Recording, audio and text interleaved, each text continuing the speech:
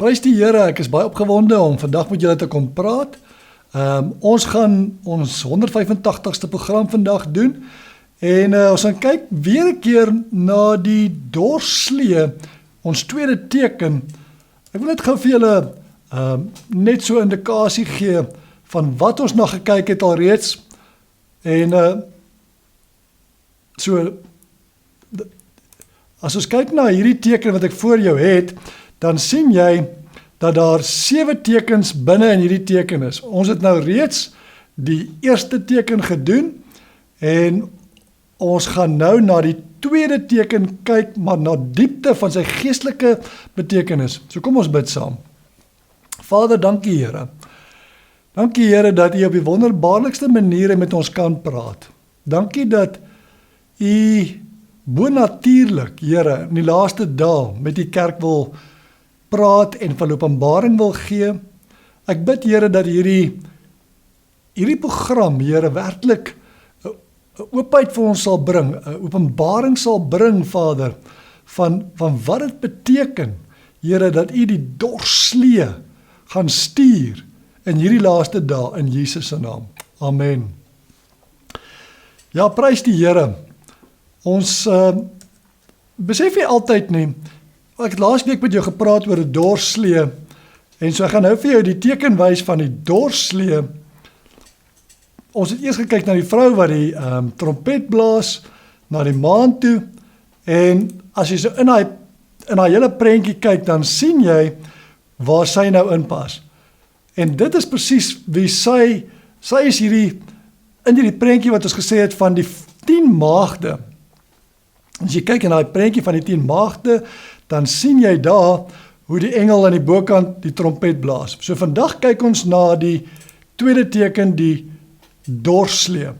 Nou daar's 'n paar prentjies in mekaar ingevleg van 'n man wat op hierdie doorslee staan. En ons het gepraat oor hoe hierdie doorslee verwys na een wat kom om die weg voor te berei in hierdie laaste dae.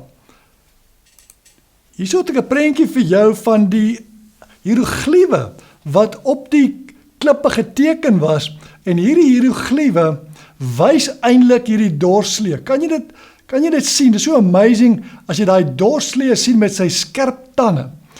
En ek wil vandag vir jou verduidelik wat is hierdie doorslee geestelik met sy skerp tande.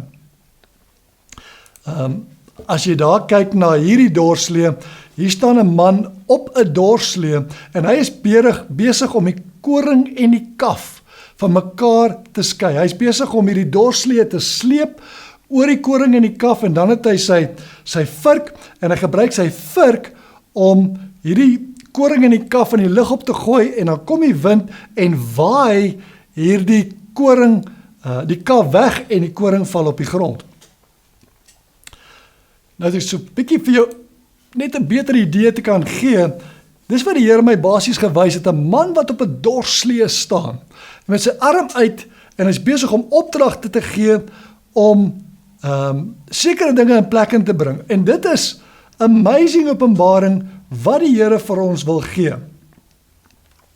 As ons kyk na Romeine 12 vers 2, dan staan daar, en word nie aan hierdie wêreld gelykvormig nie, maar word verander deur die vernuwing van julle gemoed, sodat julle kan beproef wat die goeie en die welgevallige en volmaakte wil van God is. So wat is 'n doorslee? 'n Doorslee is iets wat gebruik word om koring en kaf van mekaar te skei. En wat in hierdie laaste dae baie belangrik gaan wees vir ons as die kerk, glo ek, is om te kan onderskei. Ek het baie met julle gepraat, in ons bediening het ons baie laas jaar gepraat oor onderskeiding, en as jy na ons Telegram kanaal toe gaan, dan sal jy kan teruggaan en jy sal kan sien waar ons gepraat oor onderskeiding en ons jy wil leer om meer en meer te kan onderskei. So, die Bybel sê hierso, word nie aan die wêreld gelyk nie, maar word verander deur die vernuwing van julle gemoed. So daar moet iets gebeur in die binnekant van ons, dat ons vernuwe sal word uit ons binneste uit, sodat julle kan beproef wat is die goeie en die welgevallige volmaakte wil van God. Jy sien, ons kan nie werklik weet, wat is God se plan, wat is God se tydsberekening, wat is God se seisoen, as ons nie onderskeiding het nie. En dit is 'n baie belangrike gedeelte van hierdie openbaring van hierdie dorslee. Nou 'n dorslee skei goed van mekaar. Jy sien, as ek vir jou 'n R100 noot gee, en jy kyk na die R100 noot, en hy lyk presies soos 'n werklike R100 noot, dan gaan jy dalk baie maklik mislei word deur 'n R100 noot wat nie 'n watermerk in het nie. Want hy's nie 'n ware R100 noot nie. En daarom het ons onderskeiding nodig. Ons het nodig om hom so onder 'n blou lig te sit. As jy hom onder die lig sit, dan sien jy presies, hierdie het 'n watermerk in. Hierdie is nie 'n valse noot nie, dis 'n ware noot. En op dieselfde manier, as ons kan onderskei, kan ons werklik deur die Heilige Gees, kan ons onderskei wat is van God af en wat is nie. Jesus het ons 'n gelykenis vertel, en in hierdie gelykenis vertel hy vir ons, in Matteus 13 vers 24 tot 30, sê hy, 'n ander gelykenis het hy aan hulle voorgehou en gesê, die koninkryk van die hemel is soos 'n man wat goeie saad in sy land gesaai het. Maar terwyl die mense slaap, het hy sy vyand gekom om onkruid onder die koring te saai en het weggegaan. En toe het die spruitjies opgeskiet en vrug gevorm. Toe verskyn die onkruid ook. En die diensknegte van die huisheer het gekom en vir hom gesê, meneer, het u dan nie goeie saad in die land gesaai nie? Waar kry dit dan die, waar kom die onkruid dan vandaan? En hy het hulle geantwoord, 'n vyhandige mens het dit gedoen. En toe het die diensknegt vir hom gesê, wil u dan hê dat ons dit moet bymekaar maak? Maar het geantwoord, nee. Dat julle nie miskien, as julle die onkruid bymekaar maak, die koring daarmee saam uittrek nie. Laat albei saam groei tot op die oestyd. En in die oestyd sal ek vir die maaiers sê, maak eers die onkruid bymekaar en bind dit in bondels om dit te verbrand, maar bring die koring bymekaar in my skuur.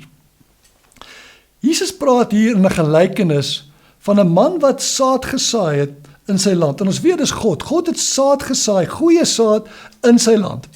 Maar tussendeur het 'n ander vyhandige persoon gekom, wat ons weet wat Satan is, en hy het gekom en hy het saad gesaai tussen die goeie saad. Nou kom al hierdie saad gelyk op.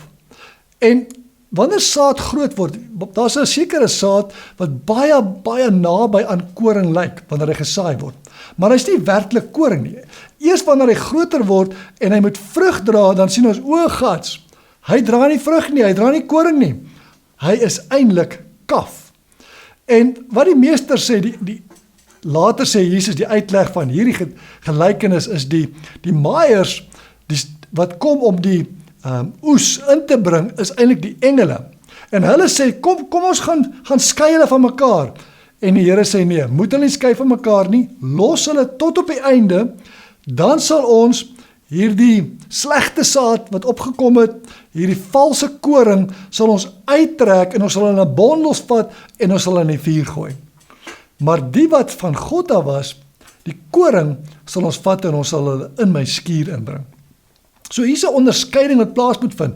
Hier is 'n skeiding wat moet plaasvind tussen wat is ware koring en wat is valse koring. En dis wat ons in diepte in hierdie openbaring van wat God wil bring in hierdie laaste dae. Ons het soveel kerke in hierdie wêreld. Ons het soveel mense wat soveel dinge glo en die Here wil begin onderskeiding bring van wat is werklik van hom af en wat is nie. Wat is waar en wat is vals. As ons kyk na 1 Petrus, dan in 1 Petrus 4 vers 17 tot 18, praat Petrus en hy sê, want die tyd is daar, dat die oordeel moet begin by die huis van God. En as dit eers by ons begin, wat sal die einde wees van die man, aan wie die evangelie van God ongehoorsaam is? En as die regverdige nouliks gered word, waar sal die goddelose en die sondaar verskyn? Interessante Afrikaanse vertaling, maar wat hy sê, as ons wat Christen is, as ons wat die evangelie het, as ons nouliks gered gaan word, as dit moeilik gaan wees vir ons om gered te word, en ons het die evangelie ontvang, hoeveel te meer gaan dit nie moeilik wees vir die wêreld om gered te wees nie. Maar dan sê hy, wanneer die tyd kom, dan gaan dit begin, God se oordeel gaan begin by sy huis, by sy eie kerk. En ek glo die Here wil vir ons openbaring bring om te sê, hy bring hierdie doorslee in hierdie laaste dae om te begin om ons gereed te maak, maar hy gaan 'n skeiding bring tussen wat is werklik van hom af en wat is nie. En die oordeel begin by sy eie huis, volgens Petrus. Halleluja. So God gaan eers die kerk oordeel. Hy moet die kerk eers reg kry, sodat hulle, wanneer hulle reg is, kan hulle die wêreld begin reg kry, vir wat God nou in die laaste dae wil doen. En ek dink, dis hoekom die Here vir ons sê, hy stuur nou 'n doorslee, sodat ons gereed kan kom. Daar's nog een ander vers, wat vir my amazing is, en Daniel sê hierso in Daniel 12 vers 10, hy sê hierso, baie sal gereinig en gesuiwer en gelouter word, maar die goddelose sal goddeloos handel, en geen een van die goddelose mense sal verstaan nie, maar die verstandiges sal verstaan. Dis 'n eindtyd profesie, waar Daniel praat, en hy sê, dat in die laaste dae, gaan ons gereinig, en gelouter, en gesuiwer word. Halleluja. So wat beteken dit? Dit beteken, daar's 'n vuur, daar's 'n toets, waardeur ons gaan, om ons gereed te kry, sodat ons, soos goud, aan die ander kant uit kan kom. Wat so amazing is van die proses van om goud te raffineer, ek is ingenieur, wat jy doen met goud is, jy maak hom warm, en hoe meer jy hierdie goud warm maak, kom daar hierdie opdrifsels, wat na boontoe kom, en dan word die opdrifsels afgeskep, totdat hierdie goud 100% skoon is, en hy soos 'n spieël lyk in die bokant, en jy jou eie gesig kan sien, binne in die goud, wat gesmeld is. En so wil die Here, wil hy ons beeld, wil hy ons werklike beeld na vore bring in die laaste dae, maar ons gaan deur 'n vuur gelouter word, sodat die goddelose, sê die Bybel hierso, sal nog meer goddeloos handel. Ons moet nie na die wêreld kyk en besig raak met waarmee hulle besig is nie. Die wêreld is goddeloos, daar's goddelose dinge besig om te gebeur, maar moenie ons oë op hulle gaan plaas nie. Hy sê maar, die wat verstandig is, sal meer verstandig word. Dieselfde Openbaring staan ook in die boek van Openbaring, waar Johannes vir ons skryf, dat in die laaste dae, sê hy, wie onreg doen, laat hom nog meer onreg doen. En wie vuil is, laat hom nog vuiler word. En laat die regverdige nog regverdiger word. En laat die heilige nog heiliger word. Die Here is besig om vir ons te openbaar. En hy is besig om te sê, dat in die laaste dae, gaan dit wat evil is, dit wat sleg is in hierdie wêreld, gaan nog slegter word. Ons sien dit, die Here het ons beloof, hy het gesê, in die laaste dae, sal die aarde word soos Sodom en Gomorra. Dit sal weer wees soos Sodom en Gomorra. En ons weet wat in Sodom en Gomorra gebeur het. En ons sien die tipe dinge besig om op hierdie aarde plaas te vind. Sodom en Gomorra was totaal en al wetteloos, totaal en al teen God gerebelleer.